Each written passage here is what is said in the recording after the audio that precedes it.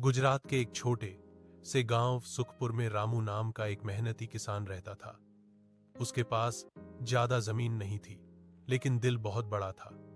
सुबह सूरज निकलने से पहले ही रामू उठ जाता, बैलों को चारा देता और खेत की ओर चल पड़ता। रामू की जिंदगी आसान नहीं थी। कभी बारिश कम हो जाती, कभी फसल में कीड़े लग जाते, फिर भी उसने कभी हार नहीं मानी। उसकी पत्नी सीता हर मुश्किल में उसका साथ देती और कहती, मेहनत करने वाला किसान कभी खाली हाथ नहीं रहता। एक साल गांव में भयंकर सूखा पड़ा। तालाब सूख गए, कुएं में पानी बहुत नीचे चला गया। गांव के कई किसान निराश हो गए, लेकिन रामू ने कुछ अलग करने की ठानी। उसने बुजुर्गों की सलाह ली और कम पानी वाली फसल बोने का फैसला किया। साथ ही उसने खेत में मेड़ बनाकर बारिश का पानी रोकना शुरू किया।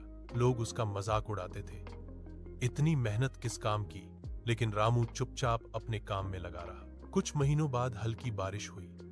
रामू के खेत में पानी रुक गया और फसल धीरे धीरे लहलहाने लगी। वही लोग जो हौसते थे अब हैरान थे।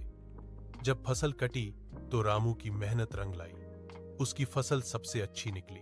गांव के सरपंच ने सबके सामने रामू की तारीफ की और कहा, रामू ने साबित कर दिया कि समझदारी और मेहनत से किस्मत बदली जा सकती है। उस दिन रामू की आंखों में खुशी के आंसू थे। उसने भगवान का धन्यवाद किया और सोचा, अगर नीयत साफ हो और हौसला मजबूत तो किसान कुछ भी कर सकता है। रामू की कहानी गांव के बच्चों के लिए प्रेरणा बन गई। आज भी सुखपुर में जब कोई हार मानने लगता है तो लोग कहते हैं,